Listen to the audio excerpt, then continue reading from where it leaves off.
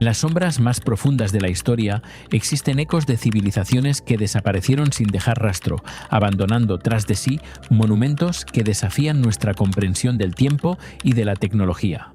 No estamos contemplando simplemente ruinas, estamos mirando de frente a una realidad que la ciencia lucha por explicar. ¿Por qué construyeron estas estructuras con una precisión tan imposible? ¿Qué conocimiento ancestral murió con ellos? Y, más importante aún, ¿somos verdaderamente los primeros dueños de esta tierra? Acompáñanos mientras descorremos el velo sobre los enigmas más inquietantes del mundo, donde cada descubrimiento nos acerca a una verdad que los libros de historia se niegan a reconocer. Las respuestas están enterradas en lo más hondo. Ha llegado el momento de desenterrarlas. Antes de continuar, si te apasionan los misterios del mundo antiguo tanto como a nosotros, suscríbete al canal y activa la campana. Así no te perderás ninguno de los enigmas que seguimos desenterrando cada semana. Ahora sí, comencemos este viaje. La antigua ciudad de Bosra, conocida como la Ciudad Negra del Oriente Romano, es uno de los sitios arqueológicos más extraños de Siria. A primera vista parece una ciudad romana bien conservada, pero cuanto más la estudian los arqueólogos, más inusual se vuelve. Bosra no fue construida con caliza blanda ni con mármol, como muchas ciudades romanas. Se levantó en gran parte con basalto negro, una dura piedra volcánica difícil de cortar, mover y dar forma. Sin embargo, los antiguos constructores la emplearon para crear calles, templos, baños, puertas, casas y uno de los teatros romanos más completos del mundo. La historia de Bosra se remonta mucho antes de Roma. Fue mencionada en registros asirios ya en el siglo IX a.C.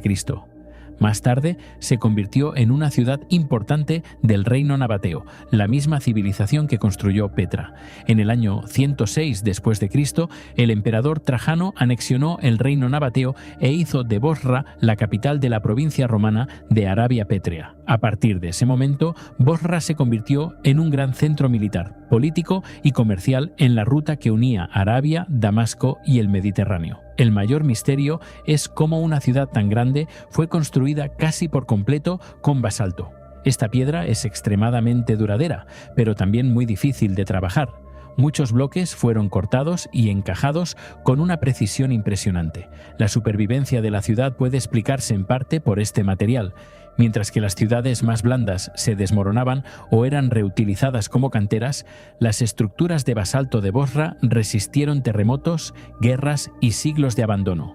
El teatro romano es el ejemplo más claro.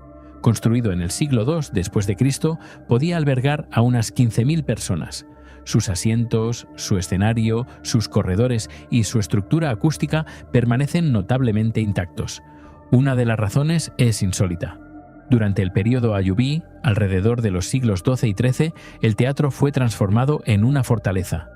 En lugar de destruirlo, los constructores medievales lo protegieron tras gruesos muros y torres.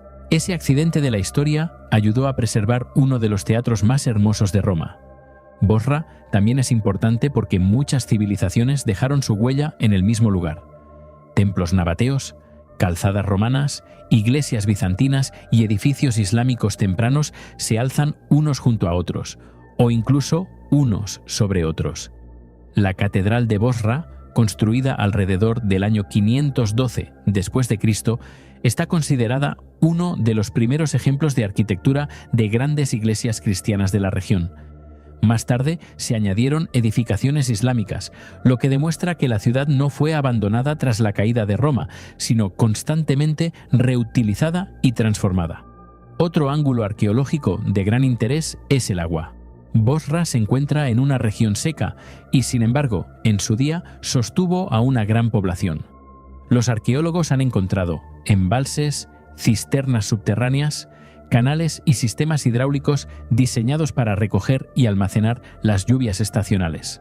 Algunos embalses eran lo bastante grandes como para contener enormes cantidades de agua. La pregunta sin respuesta es cómo logró la ciudad sobrevivir durante los largos periodos de sequía y seguir sosteniendo a soldados, mercaderes, peregrinos y residentes. El auge de Bosra provino del comercio. Se hallaba cerca de la vía Nova Traiana, la calzada romana construida después del año 106 después de Cristo, que conectaba Arabia con Siria y con el mundo mediterráneo. Bienes como el incienso, las especias, los tejidos, el vidrio y los artículos de lujo pasaban por la ciudad. Las monedas, las inscripciones y la cerámica importada demuestran que Bosra era un punto de encuentro de culturas, lenguas y religiones. Luego, como muchas grandes ciudades antiguas, Bosra entró en declive. Las rutas comerciales cambiaron, el poder político se desplazó y los conflictos regionales debilitaron su importancia. Pero, a diferencia de muchas ciudades perdidas, no desapareció por completo. Sus muros de basalto negro permanecieron. Su teatro sobrevivió dentro de una fortaleza. Sus calles y edificios quedaron enterrados capa a capa bajo ocupaciones posteriores. Hoy, Bosra es Patrimonio de la Humanidad de la UNESCO, inscrita en 1980. Su misterio no es un único artefacto, sino la supervivencia de toda una ciudad antigua, una capital romana construida con piedra volcánica negra, superpuesta con historia nabatea, bizantina e islámica, y que todavía oculta estructuras enterradas bajo sus calles. Bosra no es la clase de misterio que dice que los antiguos alienígenas la construyeron. Es más realista y más arqueológico. ¿Cómo logró la gente construir, sostener, reutilizar y preservar una ciudad como esta durante casi 3.000 años? Oculta bajo los secos bosques del sur de México, yace una ciudad que los historiadores creían haber comprendido ya. Durante más de un siglo, Giengola fue descrita como poco más que una fortaleza fortificada en la cima de una colina, construida por la civilización zapoteca durante el período posclásico tardío. Los viajeros veían muros en ruinas, templos dispersos y terrazas defensivas, mientras que los arqueólogos cartografiaban únicamente las estructuras visibles en la superficie. Parecía otro puesto militar más en la larga lucha entre los zapotecas y el creciente imperio azteca. Entonces, a comienzos del siglo XXI, una nueva generación de tecnología arqueológica reveló que casi todo lo que los investigadores creían saber estaba incompleto. En lugar de una fortaleza aislada, Giengola emergió como una vasta ciudad oculta cuya verdadera escala había permanecido encubierta bajo la vegetación durante casi 500 años. Giengola se alza en el istmo de Tehuantepec, en el actual estado mexicano de Oaxaca, uno de los corredores más estratégicamente importantes que enlazan el Golfo de México con el Océano Pacífico. Los registros históricos, redactados poco después de la conquista española, describen Giengola como la última capital del reino zapoteca antes de la llegada de los europeos. Durante la última parte del siglo XV, el emperador azteca Ahuizotl intentó conquistar la región para asegurarse valiosas rutas comerciales. Según las crónicas indígenas y coloniales, los defensores zapotecas resistieron un prolongado asedio, obligando a los aztecas a abandonar la conquista directa. En lugar de continuar una costosa guerra, las dos potencias acabaron alcanzando una alianza política reforzada mediante el matrimonio entre familias nobles. Aquellos relatos escritos establecieron Giengola como un importante centro militar, pero ofrecían sorprendentemente poca información sobre el tamaño real de la ciudad o su organización urbana. Durante generaciones, los arqueólogos aceptaron esa interpretación porque el propio paisaje ocultaba las pruebas. Una espesa vegetación cubría las terrazas, los edificios colapsados y los muros de piedra de forma tan completa que solo los monumentos más grandes permanecían visibles desde el suelo. Los estudios tradicionales exigían que los investigadores recorrieran a pie cada ladera, un proceso extraordinariamente lento en un terreno tan escarpado. Como resultado, los mapas elaborados a lo largo del siglo XX registraron solo una fracción de la arquitectura superviviente. La ciudad invisible permaneció oculta a plena vista, no porque hubiera desaparecido, sino porque la naturaleza la había reclamado silenciosamente, capa a capa, a lo largo de cientos de años. Todo cambió cuando los arqueólogos emplearon el lidar aerotransportado o detección y medición mediante luz, una tecnología de teledetección capaz de penetrar el dosel forestal con millones de pulsos láser. Al medir el tiempo que tarda cada pulso en regresar, los ordenadores pueden eliminar digitalmente la vegetación y reconstruir el paisaje subyacente con una precisión notable. Entre 2022 y 2023, un equipo internacional de investigación dirigido por Pedro Guillermo Ramón Celis de la Universidad McGill llevó a cabo un exhaustivo estudio con lidar de Giengola. Sus hallazgos, publicados en la revista Ancient Mesoamerica en 2025, transformaron por completo la comprensión académica del sitio. Bajo lo que parecía un bosque corriente yacía el inconfundible contorno de un centro urbano cuidadosamente planificado que se extendía a lo largo de aproximadamente 360 hectáreas. El estudio identificó más de 1.100 elementos arquitectónicos, entre ellos barrios residenciales, plazas ceremoniales, templos, palacios, muros defensivos, caminos, terrazas y un juego de pelota mesoamericano.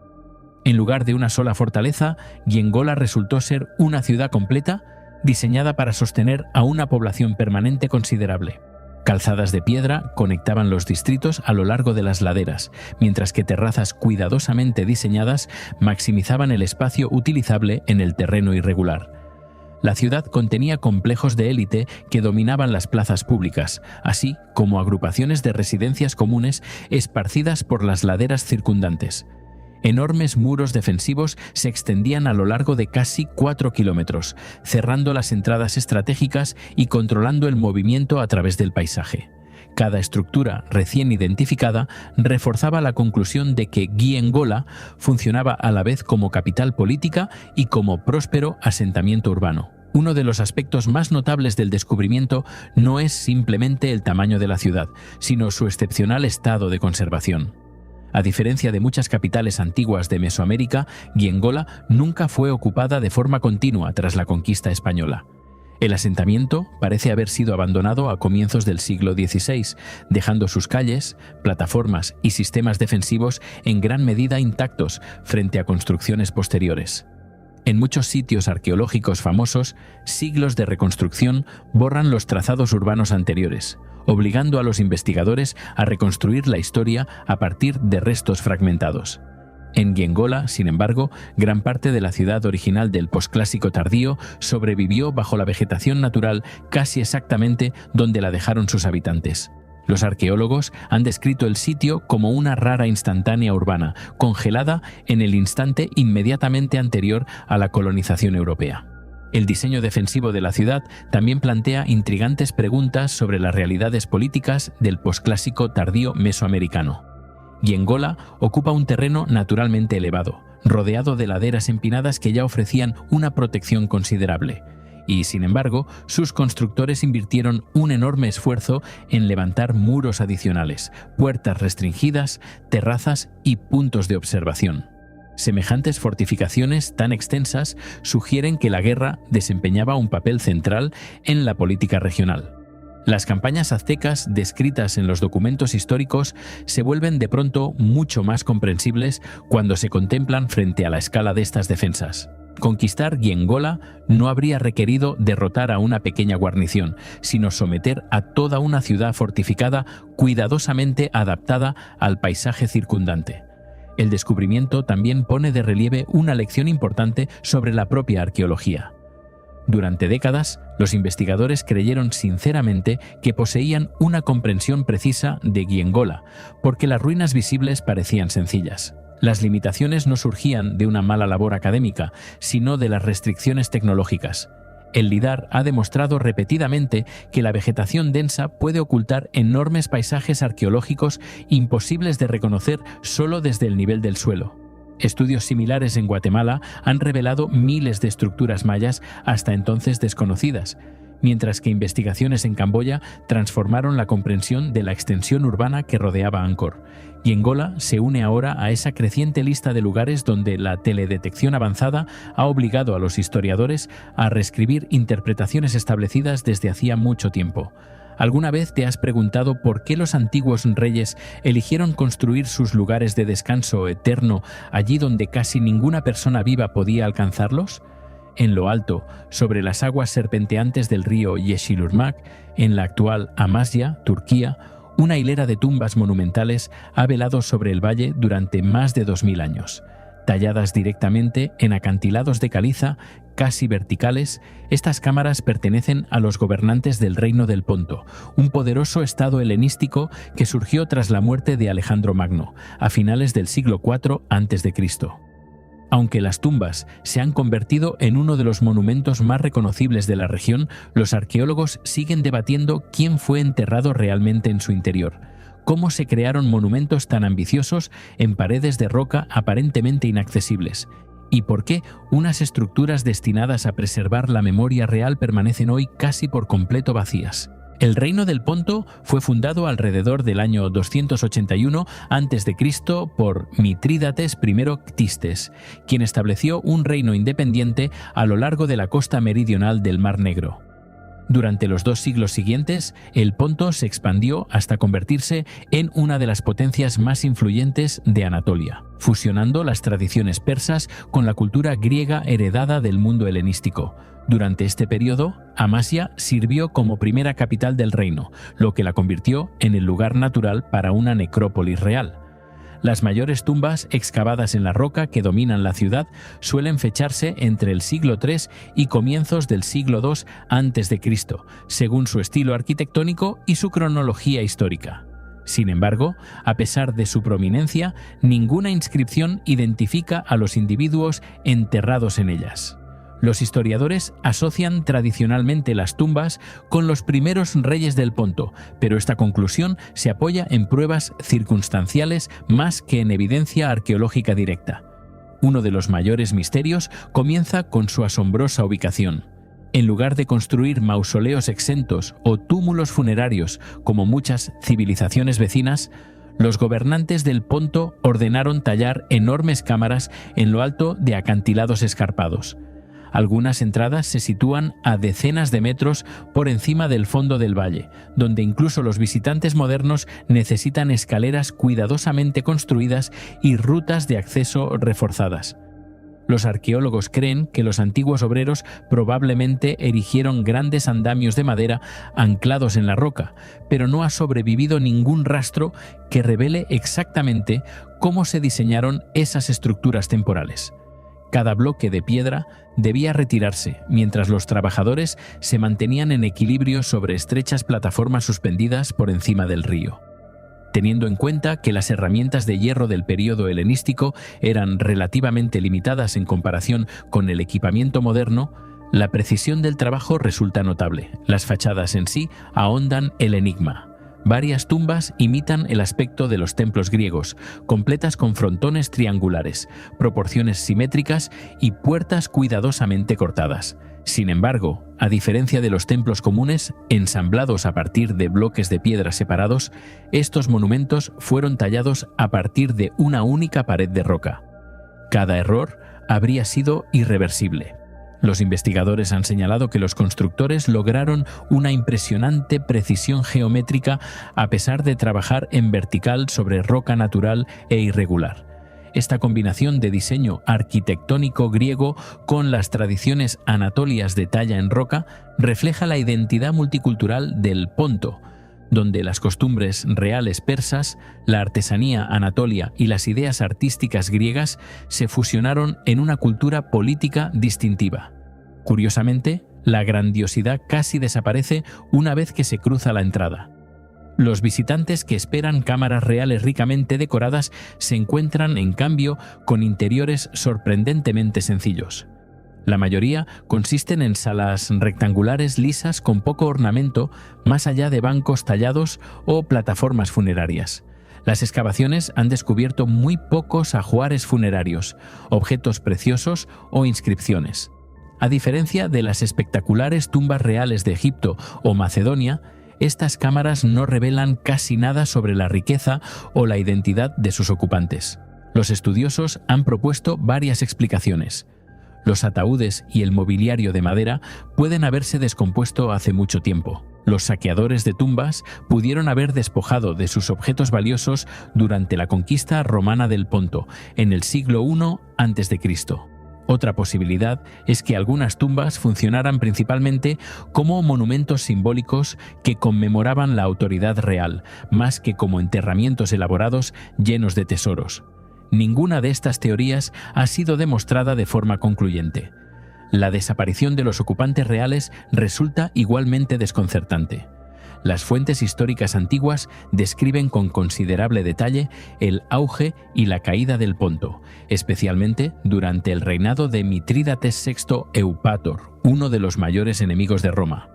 Entre los años 89 y 63 a.C., Mitrídates libró 3 grandes guerras contra la República Romana antes de ser finalmente derrotado por el general romano Pompeyo. Tras la victoria de Roma, el Ponto perdió su independencia y muchos sitios reales fueron abandonados, saqueados o reutilizados. Si miembros de la familia real reposaron verdaderamente dentro de las tumbas de Amasya, siglos de convulsiones políticas habrían ofrecido numerosas oportunidades para un saqueo sistemático. Sin embargo, ningún escritor antiguo dejó constancia de qué ocurrió exactamente dentro de estas cámaras funerarias, lo que obliga a los arqueólogos a reconstruir los acontecimientos únicamente a partir de pruebas fragmentarias. Otra pregunta sin resolver concierne al verdadero tamaño del cementerio real. Hoy, los visitantes suelen centrarse en las 5 tumbas monumentales que dominan los acantilados sobre Amasya. Sin embargo, los estudios sugieren que los monumentos visibles pueden representar solo una parte de un complejo funerario mucho mayor. La erosión natural, los terremotos y miles de años de desgaste han dañado secciones de la escarpa de caliza. Algunos arqueólogos creen que tumbas adicionales pueden haberse derrumbado por completo o permanecer ocultas en zonas inestables del acantilado que aún no pueden investigarse con seguridad, dado que los esfuerzos de conservación priorizan la preservación de los monumentos existentes. La excavación a gran escala de la roca circundante ha sido extremadamente limitada, lo que deja abierta la posibilidad de que aún existan cámaras sin descubrir en las cercanías. Los desafíos de ingeniería van más allá de la simple excavación. Los constructores debían asegurarse de que cada cámara permaneciera estructuralmente estable a pesar de estar excavada en una caliza fracturada que dominaba un valle fluvial. Retirar demasiada roca podría haber provocado un colapso catastrófico, mientras que una excavación insuficiente habría producido interiores angostos o inestables. Los estudios geológicos modernos indican que las tumbas supervivientes ocupan secciones relativamente sólidas del acantilado, lo que sugiere una cuidadosa selección por parte de antiguos ingenieros que comprendían las fortalezas y las debilidades de la piedra local.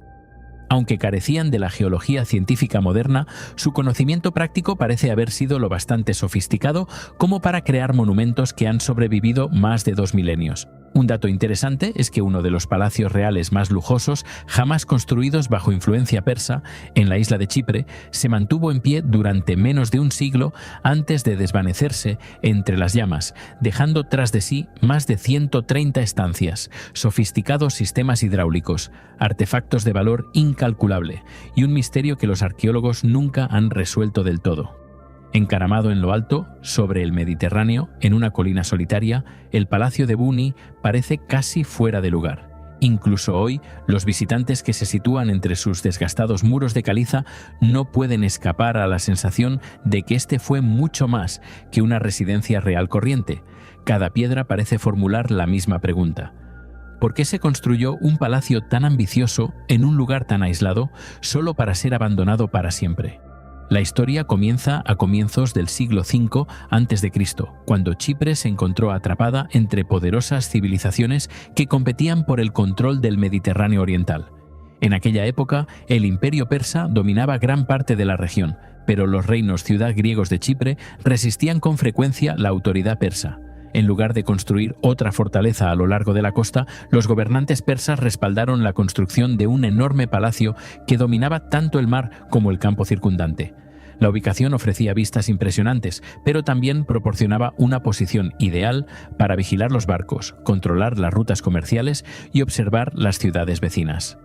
Los arqueólogos creen que este emplazamiento estratégico no fue una coincidencia. Sin embargo, a pesar de décadas de investigación, ninguna inscripción antigua ha revelado jamás exactamente por qué se eligió esta colina. ¿Fue simplemente una residencia real con ventajas defensivas o fue concebida como el centro de mando de toda una red política y militar? Esa incertidumbre se extiende a la identidad del dueño del palacio. La mayoría de los historiadores asocian el palacio de Buni con Estasioico II, el gobernante del cercano reino de Marión, que permaneció leal a Persia durante un periodo de agitación regional. La teoría encaja con la cronología histórica, pero, sorprendentemente, ninguna inscripción superviviente lo nombra directamente como constructor. No se ha descubierto ninguna dedicatoria real. Ningún monumento conmemorativo confirma el proyecto, y ningún documento contemporáneo describe su construcción. En cambio, los arqueólogos han reconstruido la historia a través de la cerámica, las monedas, los estilos arquitectónicos y los acontecimientos históricos registrados en otros lugares. Es un ejemplo notable de cómo todo un capítulo de la historia puede recomponerse a partir de fragmentos mientras la figura central permanece incierta. Las excavaciones revelan que el palacio de Buni era mucho más lujoso de lo que su emplazamiento aislado pudiera sugerir. El complejo contiene amplios patios rodeados de elegantes estancias, salas ceremoniales donde pudieron celebrarse reuniones políticas, aposentos residenciales para los nobles, extensas zonas de almacenamiento, talleres, cocinas, baños inspirados en las tradiciones griegas y espacios administrativos que sugieren una actividad de gobierno organizada. Más de 130 estancias se dispusieron a lo largo de múltiples terrazas que seguían los contornos de la ladera. La propia arquitectura cuenta una historia extraordinaria. Los principios de planificación persas se fusionaban a la perfección con las influencias artísticas griegas y las técnicas constructivas chipriotas locales, creando un palacio distinto a cualquier otro en el Mediterráneo oriental. En lugar de representar una sola cultura, el edificio reflejaba un mundo en el que civilizaciones rivales intercambiaban ideas incluso mientras luchaban por el poder. Entre los descubrimientos arqueológicos más fascinantes se encuentran los objetos de lujo abandonados antes de que el palacio fuera destruido. Los excavadores desenterraron cerámica finamente elaborada, importada de regiones lejanas, objetos de bronce, elegantes esculturas, decoraciones de marfil, joyas, monedas y artefactos ceremoniales que revelan la riqueza de sus habitantes. Estos hallazgos transformaron la comprensión académica del sitio. Buni no era simplemente un puesto militar que guardaba la costa, era un próspero centro real donde la autoridad política, las ceremonias religiosas y los estilos de vida de la élite coexistían codo con codo. Cada objeto importado apunta también hacia una extensa red comercial que conectaba Chipre con civilizaciones mediterráneas más grandes, recordándonos que incluso un palacio aislado en la cima de una colina participaba en un mundo antiguo notablemente interconectado. Un logro de ingeniería sigue impresionando a los investigadores modernos. Construir un palacio en la cima de una montaña planteaba un desafío evidente. El agua era escasa y no había ríos cercanos que abastecieran a una población tan grande. En lugar de abandonar el emplazamiento, los antiguos ingenieros desarrollaron un sistema eficiente para recoger y almacenar el agua de lluvia.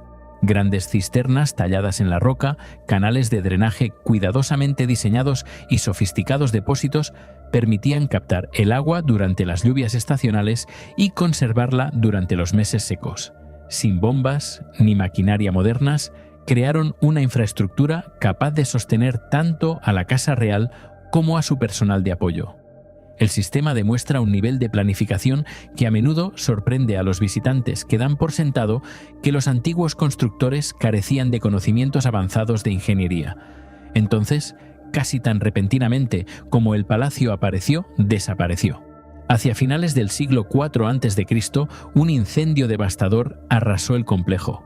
Los techos de madera se derrumbaron, los elementos decorativos fueron consumidos y secciones del palacio quedaron sepultadas bajo cenizas y escombros. Las pruebas arqueológicas confirman claramente un incendio intenso, pero no revelan quién lo provocó ni por qué. Algunos investigadores sugieren que la destrucción se produjo durante una convulsión política, a medida que las fuerzas antipersas ganaban fuerza en toda Chipre. Otros sostienen que reinos rivales atacaron el palacio, mientras que otra posibilidad es que sus propios defensores lo destruyeran deliberadamente antes de abandonarlo. Cada explicación encaja con parte de las pruebas disponibles, pero ninguna responde a todas las preguntas. Las llamas borraron algo más que el palacio en sí. También destruyeron muchos de los registros escritos que podrían haber explicado sus últimos días. Quizá el mayor misterio sea lo que ocurrió después. A pesar de su ubicación dominante, sus impresionantes defensas y su sofisticada infraestructura, nadie reconstruyó el Palacio de Buni. Civilizaciones posteriores ocuparon muchos emplazamientos estratégicos por toda Chipre y, sin embargo, este notable complejo permaneció abandonado. El viento, la lluvia y siglos de erosión redujeron gradualmente sus muros a ruinas que dominan el mar. ¿Por qué ignoraron los gobernantes posteriores una posición tan ventajosa? ¿Fue la destrucción tan completa que la reconstrucción se volvió imposible? ¿O acaso el panorama político había cambiado de forma tan drástica que el palacio ya no cumplía ningún propósito? Los arqueólogos siguen debatiendo estas cuestiones porque las pruebas no ofrecen una respuesta definitiva. Hoy, el Palacio de Buni se alza como uno de los sitios arqueológicos más intrigantes de Chipre, no porque conserve los templos más grandes o los monumentos más grandiosos, sino porque captura un momento en que la historia cambió de rumbo. Representa el punto de encuentro de la ambición persa, la influencia griega, la identidad chipriota local, una ingeniería notable y una destrucción sin resolver. Cada excavación descubre otra pieza del rompecabezas, pero la historia completa permanece justo fuera de nuestro alcance. Eso es lo que hace que el Palacio de Bouni sea tan cautivador. No es simplemente una ruina antigua congelada en el tiempo, es un testigo silencioso de luchas políticas olvidadas, de un logro arquitectónico extraordinario y de una residencia real cuyos mayores secretos pueden haber desaparecido en el fuego que puso fin a su breve existencia hace más de 2000 años. El descubrimiento pareció casi accidental.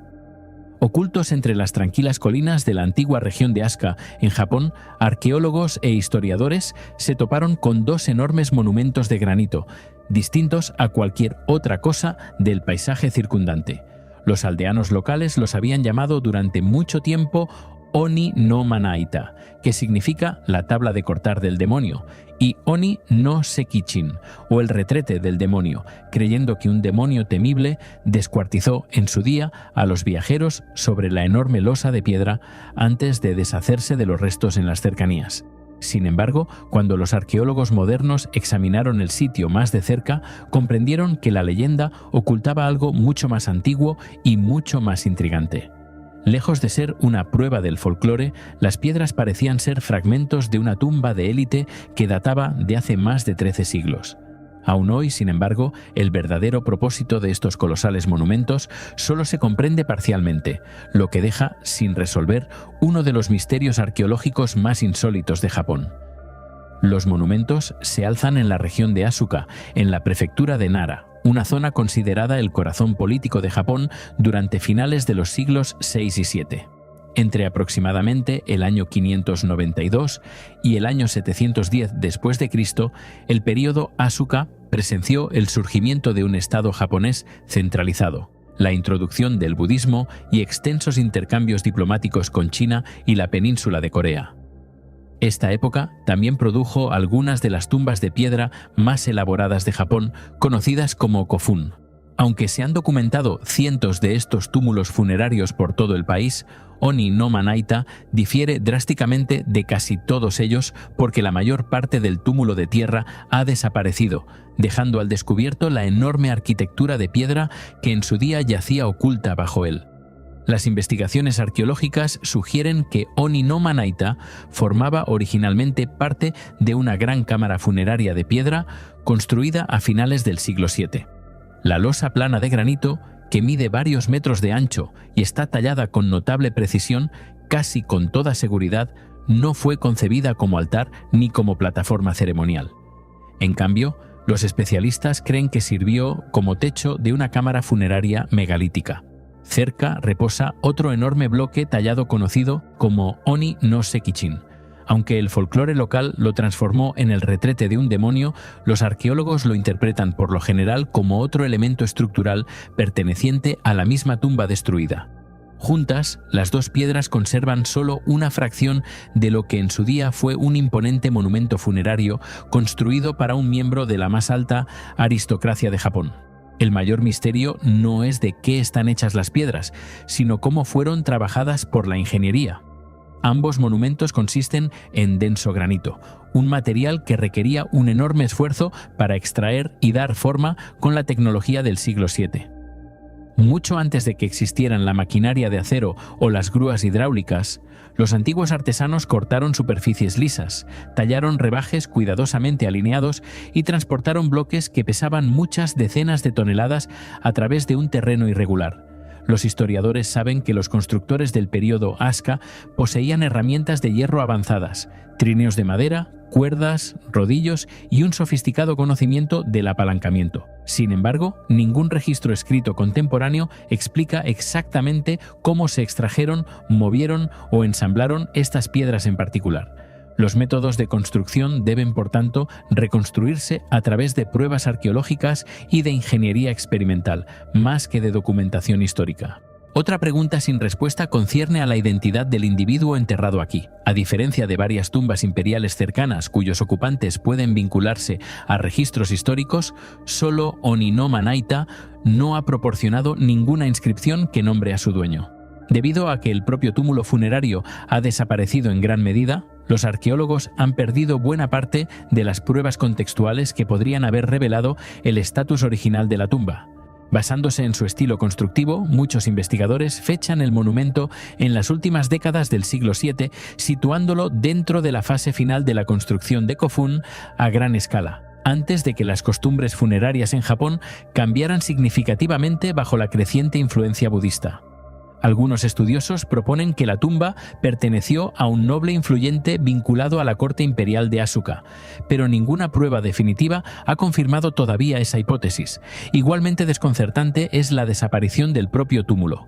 Los kofun, de gran tamaño, estaban originalmente cubiertos por movimientos de tierra cuidadosamente construidos que ocultaban la cámara de piedra que había debajo. En Oni-no-Manaita, sin embargo, casi toda esa estructura protectora ha desaparecido. Los arqueólogos han sugerido varias posibilidades. Siglos de erosión pueden haber despojado gradualmente el suelo. La actividad humana también pudo haber desempeñado un papel, ya que la piedra y la tierra de las tumbas antiguas se reutilizaban a menudo para la agricultura o la construcción durante periodos históricos posteriores. Tampoco pueden descartarse por completo los terremotos, dado que Japón ha experimentado repetida actividad sísmica a lo largo de su historia.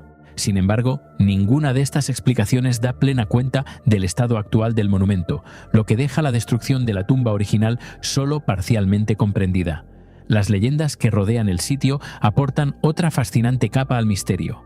En todo Japón, muchos monumentos prehistóricos adquirieron explicaciones sobrenaturales una vez que su propósito original se desvaneció de la memoria colectiva. Piedras gigantescas que los aldeanos comunes ya no podían imaginar que los humanos hubieran movido pasaron a asociarse con demonios gigantes o poderosos espíritus.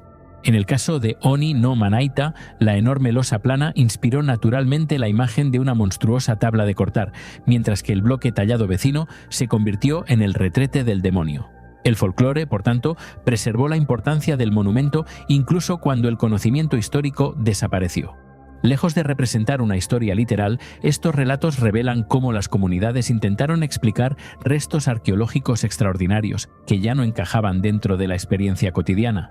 Oni-no-Manaita no está solo. La región circundante de Asuka contiene varios otros enigmáticos monumentos de piedra, entre ellos Masuda no Iwafune, Sakafuneshi y Kameishi, cada uno con técnicas de talla insólitas y funciones originales inciertas. En conjunto, sugieren que la élite política del Japón del siglo VII invirtió recursos extraordinarios en el trabajo monumental de la piedra, cuyos propósitos no siempre se comprenden hoy del todo. Estos sitios siguen atrayendo a los arqueólogos porque representan un momento de transición en el que las tradiciones autóctonas, las influencias continentales y el poder estatal emergente se combinaron para reconfigurar la sociedad japonesa. Más de 1300 años después de su construcción, Oni-no-Manaita permanece suspendida entre la arqueología y la leyenda. La investigación científica ha revelado que la llamada tabla de cortar del demonio fue casi con toda seguridad parte de una sofisticada tumba de élite, en lugar del escenario de una masacre sobrenatural. Aún así, muchas preguntas esenciales siguen sin respuesta. ¿Quién encargó un monumento tan ambicioso? ¿Cómo transportaron y colocaron los antiguos constructores estos inmensos bloques de granito con la tecnología disponible en el siglo VII? ¿Y por qué se desmanteló finalmente la tumba hasta que solo sobrevivió su gigantesco esqueleto de piedra?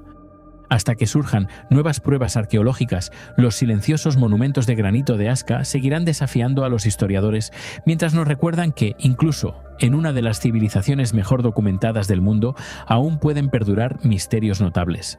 A primera vista, Mistras no parece misteriosa.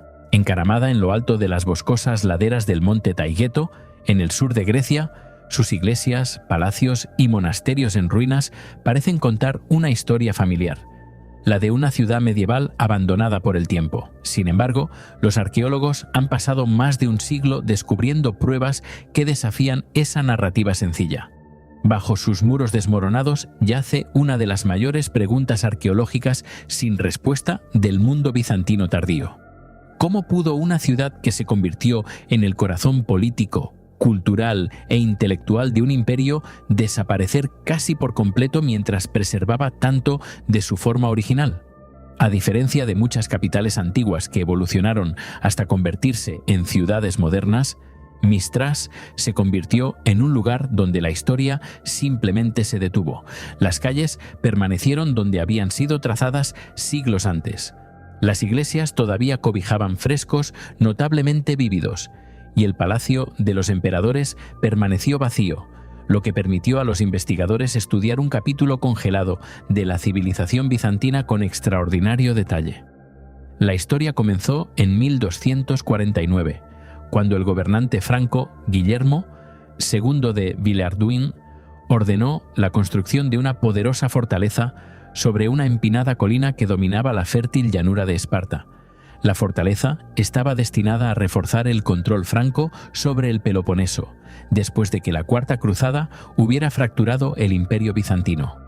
Sin embargo, el equilibrio político cambió drásticamente solo una década más tarde. En 1259, Guillermo II fue capturado por las fuerzas bizantinas en la batalla de Pelagonia y, como parte de su acuerdo de rescate, entregó varias fortalezas estratégicas, entre ellas Mistras, al emperador Miguel VIII Paleólogo. Esa decisión transformó un puesto militar en algo mucho mayor. En cuestión de décadas, administradores bizantinos, nobles, artesanos, mercaderes y monjes se habían asentado bajo la fortaleza, creando una próspera ciudad que se expandió por la ladera de la montaña en terrazas cuidadosamente planificadas.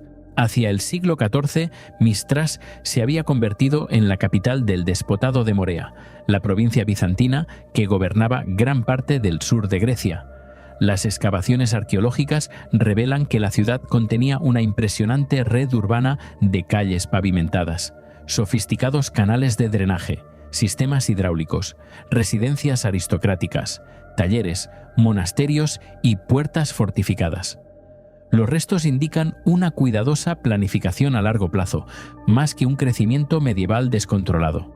Los historiadores estiman que durante su apogeo, a finales del siglo XIV y comienzos del XV, Mistras pudo haber sostenido a una población de varias decenas de miles de personas, lo que la convertía en una de las ciudades más importantes del menguante Imperio bizantino. Sin embargo, a pesar de su riqueza y su relevancia política, la ciudad nunca se expandió más allá de la propia montaña, lo que lleva a los arqueólogos a preguntarse por qué una capital tan próspera permaneció confinada a un terreno que parece excepcionalmente difícil para la construcción a gran escala. Uno de los mayores misterios arqueológicos de Mistras no es cómo se construyó, sino cuánto de ella sobrevivió. Muchas ciudades medievales fueron ocupadas de forma continua, reconstruidas o destruidas por el desarrollo posterior, dejando solo fragmentos para que los investigadores los examinaran. Mistras experimentó un destino notablemente distinto. Aunque cambió de manos varias veces tras la conquista otomana del Despotado de Morea en 1460, gran parte de su trazado urbano permaneció intacto. Durante los siglos siguientes, la población decayó de forma gradual, especialmente tras la inestabilidad política, los cambios económicos y las guerras de los siglos XVII y XVIII. A comienzos del siglo XX, la mayoría de los residentes se habían trasladado a la aldea moderna recién establecida en las cercanías, dejando la ciudad medieval casi por completo abandonada.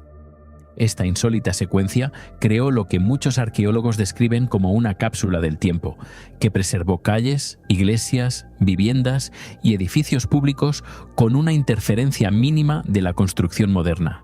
En lugar de excavar ruinas aisladas bajo barrios contemporáneos, los investigadores pudieron estudiar una ciudad bizantina casi completa conservada a lo largo de toda una ladera de montaña. Quizá los descubrimientos más notables de Mistras se encuentren en el interior de sus iglesias y monasterios. Edificios como la iglesia del Peribleptos, el monasterio de Pantanassa y la Odegetria, también conocida como el Afendicó, contienen extensos ciclos de frescos que datan de los siglos XIII al XV. Muchas de estas pinturas conservan colores llamativos a pesar de haber sobrevivido durante más de 600 años. El análisis científico sugiere que los artistas emplearon la técnica tradicional del fresco, aplicando pigmentos minerales sobre yeso de cal húmedo para que los colores se unieran químicamente al muro a medida que se secaba. El clima relativamente seco de la región, combinado con la arquitectura protectora de las iglesias y siglos de escasa perturbación humana, ayudó a preservar estas obras maestras. No obstante, los especialistas en conservación siguen debatiendo por qué ciertas secciones permanecen excepcionalmente vibrantes mientras que pinturas vecinas casi han desaparecido. Las variaciones en la humedad, los materiales de construcción y las reparaciones históricas parecen haber influido todas en su conservación, pero ninguna explicación única da plena cuenta de las diferencias observadas por todo el sitio. El Palacio de los Déspotas presenta otro fascinante enigma arqueológico. Como centro administrativo del gobierno bizantino en Morea, el complejo palaciego evolucionó a lo largo de varios siglos, incorporando múltiples fases de construcción bajo diferentes gobernantes. Las excavaciones han descubierto salas de audiencia, aposentos residenciales, espacios ceremoniales, muros defensivos y escaleras que conectan los distintos niveles del complejo. Sin embargo, a pesar de décadas de investigación, los historiadores todavía no pueden reconstruir su aspecto completo. Las descripciones escritas contemporáneas son sorprendentemente limitadas, lo que obliga a los arqueólogos a apoyarse en gran medida en los restos arquitectónicos, los estilos de mampostería, los fragmentos decorativos y las comparaciones con otros palacios bizantinos. Cada proyecto de restauración se ha convertido, por tanto, en un ejercicio de equilibrio entre las pruebas físicas y la incertidumbre histórica. En lugar de revelar una imagen acabada, cada excavación plantea nuevas preguntas sobre cómo funcionaba el palacio durante los últimos siglos del imperio. Pocos lugares simbolizan el fin de Bizancio con más fuerza que Mistras. El 6 de enero de 1449, Constantino XI, paleólogo, fue coronado aquí antes de partir hacia Constantinopla para convertirse en el último emperador bizantino. Solo 4 años después, el 29 de mayo de 1453, Constantinopla cayó ante las fuerzas otomanas del sultán Mehmed II, marcando el colapso del imperio bizantino tras más de 1000 años de historia. Mistras se convirtió, por tanto, en el último lugar donde la tradición imperial fue afirmada formalmente antes de que el imperio desapareciera para siempre. Los arqueólogos que trabajan dentro del complejo palaciego y en las iglesias circundantes siguen descubriendo pruebas de este periodo convulso, entre ellas modificaciones arquitectónicas y mejoras defensivas que reflejan los crecientes temores a la expansión otomana. Estos descubrimientos proporcionan una rara visión física de las últimas décadas de uno de los imperios más duraderos de la historia. Las leyendas han crecido naturalmente en torno a un lugar tan dramático. Las tradiciones locales hablan de pasadizos ocultos bajo la fortaleza, túneles de escape secretos y tesoros escondidos por los nobles en su huida antes de la llegada de las fuerzas otomanas. Historias similares han circulado durante siglos, pero las investigaciones arqueológicas modernas todavía no han producido pruebas convincentes que respalden la existencia de vastas redes subterráneas o cámaras reales ocultas. Aunque ciertamente existen pequeñas cámaras de almacenamiento, cisternas y pasadizos de servicio, ninguna excavación ha confirmado los elaborados sistemas de túneles descritos a menudo en el folclore.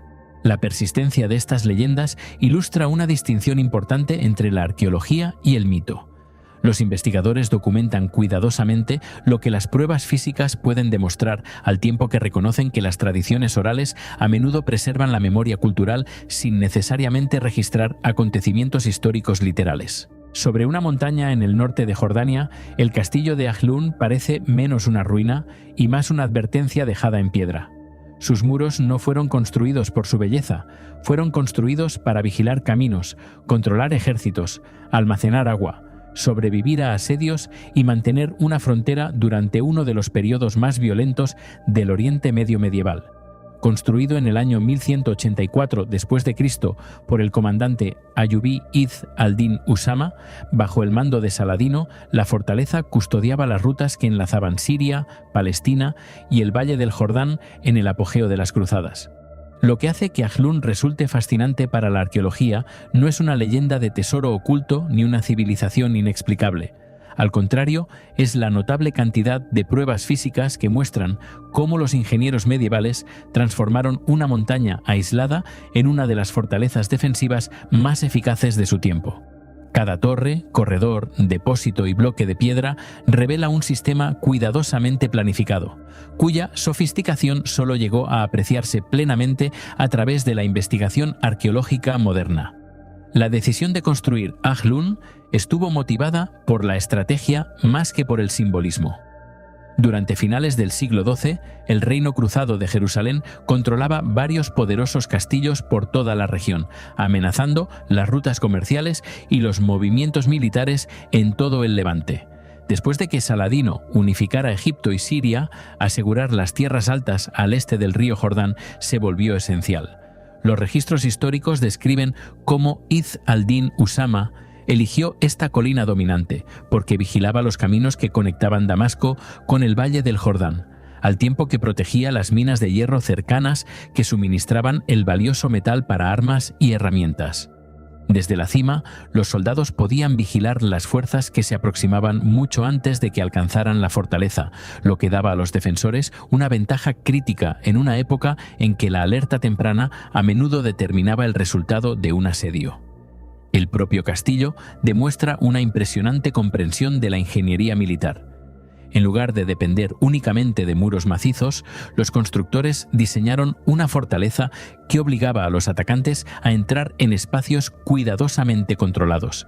La entrada seguía una aproximación estrecha y angulada, en lugar de un camino directo, lo que impedía que el equipo de asedio ganara velocidad mientras exponía a los soldados que avanzaban a las flechas desde múltiples direcciones. 4 grandes torres de esquina dominaban cada lado de la colina, eliminando los puntos ciegos donde los enemigos podrían reunirse sin ser vistos. Las aspilleras se tallaron anchas por dentro y estrechas por fuera, lo que permitía a los defensores disparar en amplios ángulos mientras permanecían protegidos tras gruesos muros de caliza. Los arqueólogos que estudian la mampostería han descubierto que muchos muros superan varios metros de grosor, con bloques de piedra cuidadosamente entrelazados que distribuían la presión de manera uniforme por toda la estructura. Estas características no eran decisiones decorativas, sino soluciones calculadas desarrolladas a través de generaciones de experiencia militar. Quizá la mayor sorpresa yace bajo la fortaleza visible. Las excavaciones han revelado una extensa red de cámaras subterráneas talladas en la roca madre y conectadas mediante pasadizos abovedados. Estos espacios servían como almacenes, talleres, cuarteles y refugios de emergencia durante los largos asedios. Enormes cisternas recogían el agua de lluvia a través de canales cortados en los tejados y los patios antes de dirigirla hacia depósitos revestidos de un enlucido hidráulico impermeable. En una región donde las estaciones secas podían durar meses, este sistema permitía a la guarnición permanecer independiente incluso si los manantiales circundantes caían en manos enemigas. Los arqueólogos estiman que el agua almacenada y las reservas de alimentos podían sostener a cientos de defensores durante periodos prolongados. Aunque el folclore local a menudo habla de túneles secretos que se extienden bajo las montañas circundantes, ninguna excavación ha producido pruebas que respalden esas historias. Al contrario, los investigadores creen que las leyendas probablemente se originaron a partir del laberinto de corredores internos, muchos de los cuales permanecieron inaccesibles durante siglos después de que partes de la fortaleza se derrumbaran.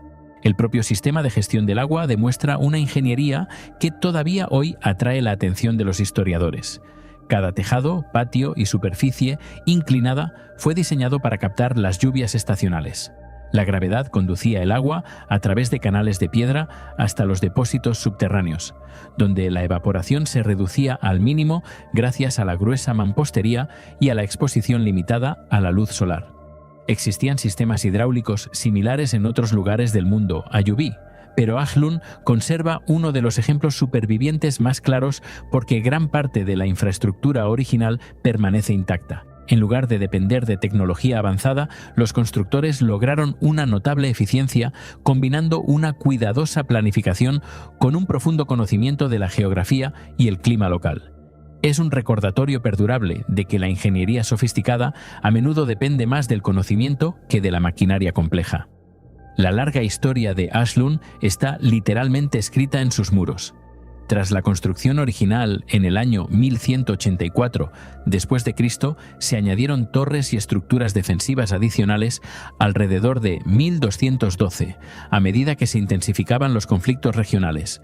En 1260, las fuerzas mongolas que avanzaban al mando de Hulagu Khan dañaron partes de la fortaleza antes de que los mamelucos recuperaran el control y repararan el bastión.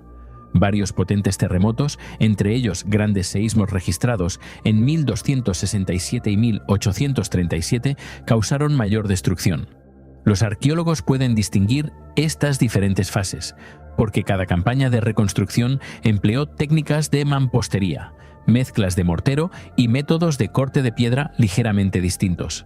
Los muros ayubíes originales a menudo exhiben bloques de caliza excepcionalmente precisos, mientras que las reparaciones posteriores revelan sutiles cambios introducidos por los constructores mamelucos y otomanos.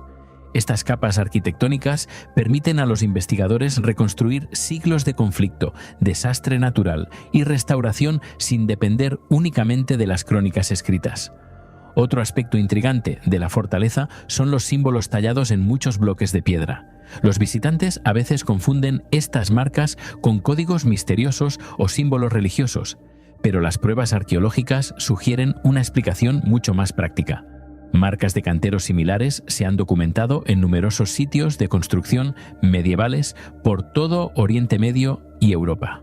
Probablemente identificaban a canteros individuales, a cuadrillas de trabajo o a las secuencias de ensamblaje durante la construcción, lo que permitía transportar y colocar de manera eficiente miles de bloques cuidadosamente labrados. Aunque el significado exacto de cada marca sigue siendo incierto, su presencia proporciona una valiosa visión de la organización de los grandes proyectos de construcción durante el período ayubí. Lejos de apuntar hacia sociedades ocultas o rituales olvidados, revelan la disciplinada fuerza de trabajo responsable de levantar una de las fortalezas más formidables de la región. Las excavaciones en el interior de Athlone han descubierto cientos de artefactos que ayudan a reconstruir la vida cotidiana tras sus muros.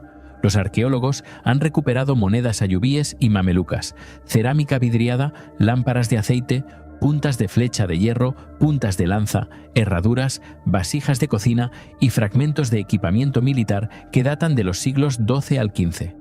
Los restos botánicos conservados en las zonas de almacenamiento muestran que el grano, las aceitunas, las legumbres y otros alimentos básicos se acumulaban como preparación para los asedios, mientras que los huesos de animales indican dietas centradas en las ovejas y las cabras criadas por las tierras altas circundantes.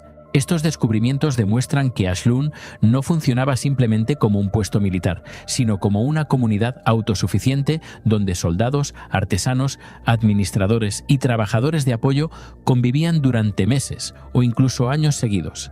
La tecnología moderna sigue revelando nuevos detalles sobre la fortaleza. Los proyectos de conservación, el escaneo láser y los estudios estructurales han identificado cavidades ocultas tras muros derrumbados, cámaras previamente selladas y técnicas de construcción invisibles para las generaciones anteriores de investigadores.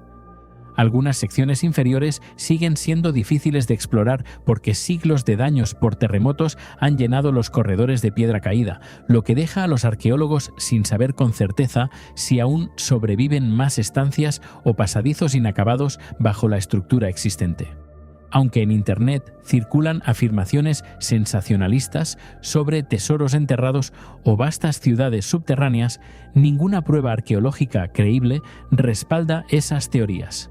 El verdadero misterio de Athlone no es que oculte secretos imposibles, sino que unos ingenieros medievales, trabajando hace más de 800 años, lograron una precisión tan extraordinaria con poco más que caliza, herramientas de hierro, geometría y experiencia práctica.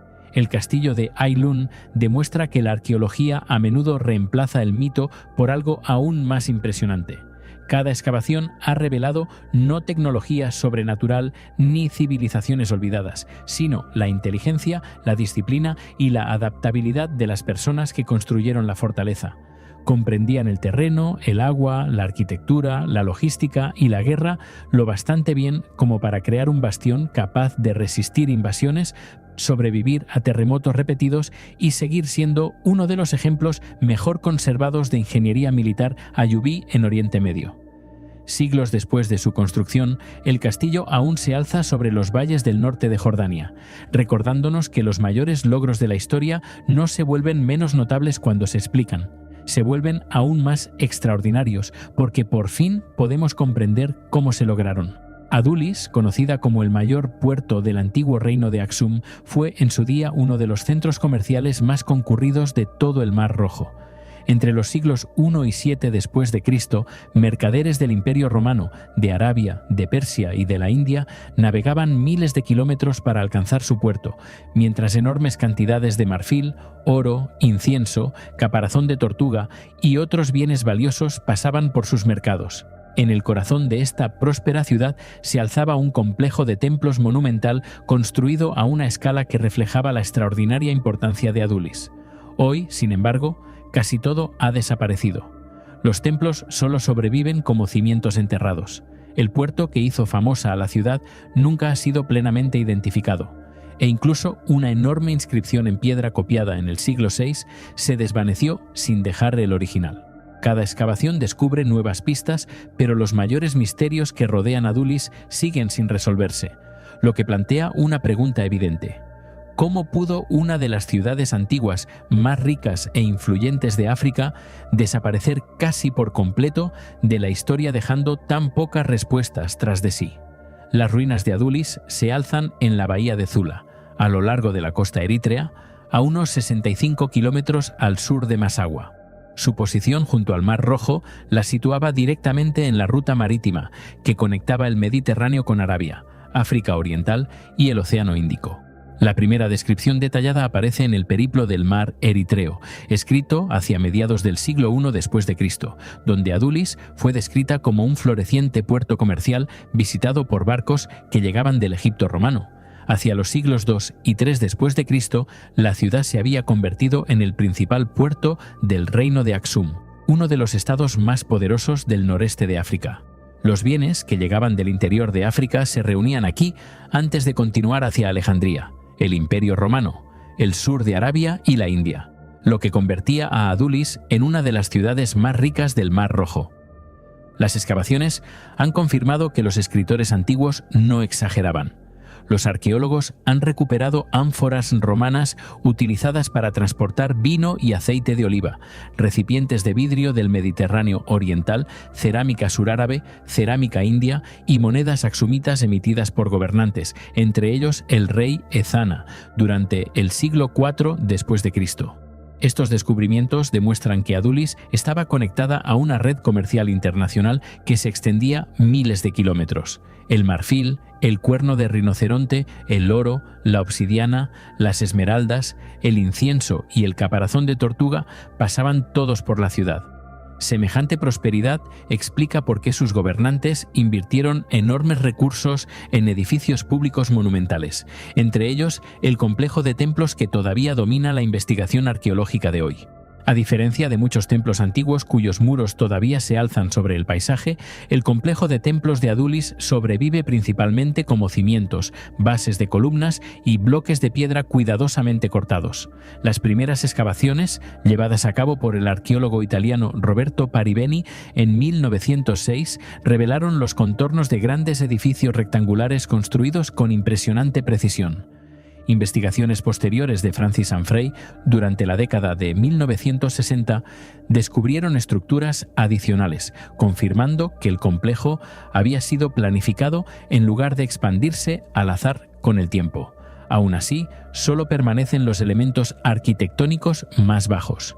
Los muros superiores, los techos, los relieves decorativos y las inscripciones que en su día identificaban los edificios han desaparecido casi por completo, lo que obliga a los arqueólogos a reconstruir el complejo a partir de poco más que sus cimientos de piedra. Esto ha producido uno de los mayores misterios del sitio. Los investigadores saben que los edificios eran monumentales, pero nadie puede reconstruir con precisión su aspecto original. Algunos cimientos sugieren salas ceremoniales que se extendían más de 30 metros de largo, mientras que otros se asemejan a patios rodeados de columnas. Debido a que gran parte de la arquitectura ha desaparecido, todavía no hay acuerdo sobre cuántos templos se alzaban aquí originalmente, ni sobre si cada estructura principal servía siquiera a un propósito religioso. Algunos edificios pueden haber pertenecido a la administración real vinculada al comercio, mientras que otros, casi con toda seguridad, funcionaban como espacios sagrados. Sin inscripciones supervivientes, el trazado original permanece en gran medida desconocido. La propia arquitectura presenta otro enigma. En lugar de seguir una sola tradición, los edificios combinan influencias de varias civilizaciones. Ciertas plantas se asemejan a las basílicas romanas, mientras que aspectos de la mampostería se parecen mucho a las técnicas de construcción surárabes. Al mismo tiempo, la precisión con que se cortaron y encajaron los grandes bloques de piedra refleja el estilo distintivo de ingeniería del reino aksumita. Esta mezcla demuestra que Adulis era algo más que un puerto africano. Era un lugar donde las ideas viajaban con tanta libertad como la mercancía.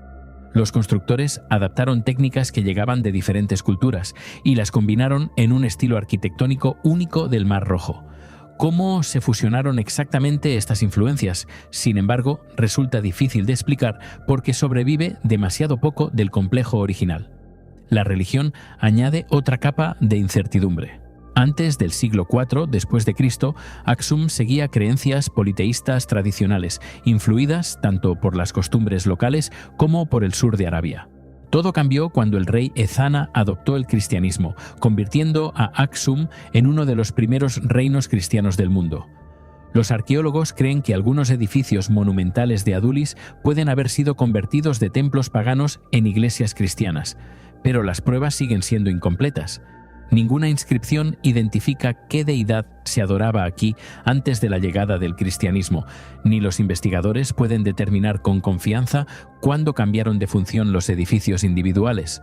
La transición de una religión a otra se conserva, por tanto, solo de forma indirecta, a través de pistas arquitectónicas más que de registros escritos. Quizá el misterio más famoso vinculado a Adulis concierne a un monumento que ya no existe. Durante el siglo VI después de Cristo, el mercader y monje bizantino Cosmas Indicopleustes copió el texto de una gran inscripción griega que se alzaba dentro de la ciudad. Conocida hoy como el Monumentum Adulitanum, la inscripción registraba los logros militares de un antiguo gobernante y representaba uno de los documentos históricos más importantes asociados con Aksum. La piedra original ha desaparecido por completo. A pesar de más de un siglo de trabajo arqueológico, no se ha recuperado un solo fragmento confirmado. Todo lo que los historiadores saben sobre el monumento proviene de la copia manuscrita de Cosmas. Si la piedra fue destruida, enterrada, reutilizada como material de construcción o retirada por completo, sigue siendo una de las mayores preguntas sin respuesta de Adulis. Otro descubrimiento notable es el número de capas arqueológicas enterradas bajo las ruinas visibles. Las excavaciones muestran que Adulis fue reconstruida repetidamente a lo largo de varios siglos. Los nuevos muros a menudo se alzan directamente sobre cimientos anteriores, mientras que las calles se modificaron a medida que la ciudad se expandía.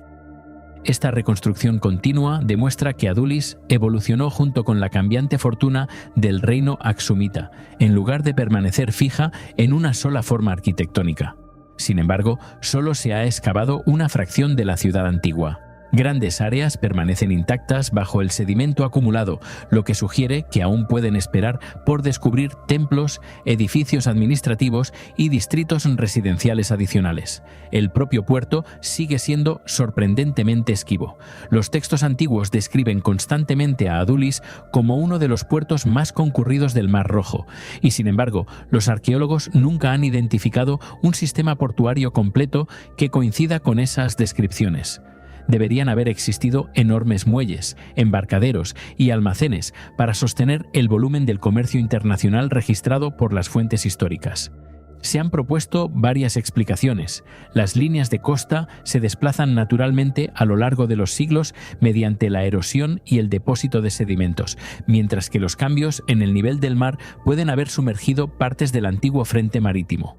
Algunos investigadores creen que gran parte del puerto yace ahora bajo sedimentos marinos. mar adentro, donde solo se han llevado a cabo estudios arqueológicos submarinos limitados. Hasta que sea posible una exploración más extensa, la infraestructura que sostuvo uno de los puertos más ricos de la antigüedad permanece en gran medida oculta. El declive de Adulis resulta igualmente difícil de explicar. Durante el siglo VI después de Cristo, la ciudad alcanzó la cima de su influencia, pero hacia el siglo VII su importancia había comenzado a desvanecerse. Los historiadores suelen atribuir este declive a varios factores superpuestos, más que a un único acontecimiento catastrófico. Los cambios políticos en todo el Mar Rojo, la expansión de los primeros poderes islámicos, el desplazamiento de las rutas comerciales marítimas y el debilitamiento del reino de Aksum contribuyeron probablemente todos al abandono gradual de la ciudad. A diferencia de las ciudades destruidas por terremotos o erupciones volcánicas, Adulis parece haberse desvanecido lentamente, dejando tras de sí edificios abandonados que más tarde fueron desmantelados a medida que las generaciones reutilizaban la valiosa piedra para nuevas construcciones en otros lugares. La arqueología moderna sigue revelando nueva información, pero cada descubrimiento parece crear misterios adicionales. Las imágenes de satélite, los estudios geofísicos y la cartografía detallada indican que gran parte de la antigua Adulis todavía yace bajo tierra. Los cimientos enterrados se extienden mucho más allá de las áreas excavadas durante el siglo XX, lo que sugiere que las ruinas visibles representan solo una pequeña porción de la ciudad original. Futuras excavaciones podrían descubrir templos, inscripciones o incluso secciones adicionales del puerto perdido. Pero por ahora, estas posibilidades siguen sin respuesta. El complejo de templos de Adulis es, por tanto, notable, no porque demuestre una tecnología imposible, sino porque representa una de las historias más incompletas de la arqueología. Los historiadores saben que una rica ciudad internacional se alzó aquí durante siglos. Saben que edificios monumentales dominaban su centro. Mercaderes de 3 continentes atestaban sus calles, y uno de los mayores reinos de África controlaba su comercio. Sin embargo, todavía no pueden identificar cada templo, reconstruir la arquitectura original, localizar el puerto completo, ni explicar la desaparición de monumentos que en su día fueron famosos en todo el mundo antiguo. Más de 1500 años después de que la ciudad entrara en declive, Adulis continúa desafiando a los arqueólogos con la misma pregunta que atrajo por primera vez a los exploradores a sus ruinas. ¿Cómo puede un lugar que en su día conectó tanto del mundo antiguo dejar tras de sí tantos misterios sin resolver? Y así llegamos al final de este recorrido por algunos de los enigmas más extraños que el mundo antiguo nos ha dejado. Desde la ciudad negra de Bosra hasta el puerto perdido de Adulis, cada uno de estos lugares nos recuerda que la historia todavía guarda secretos que la ciencia apenas empieza a descifrar. Y ahora que ya has viajado a través de estos misterios, dinos, ¿cuál de todos ellos te ha dejado más preguntas sin respuesta? Déjalo en los comentarios. Gracias por acompañarnos. Nos vemos en el próximo viaje al pasado.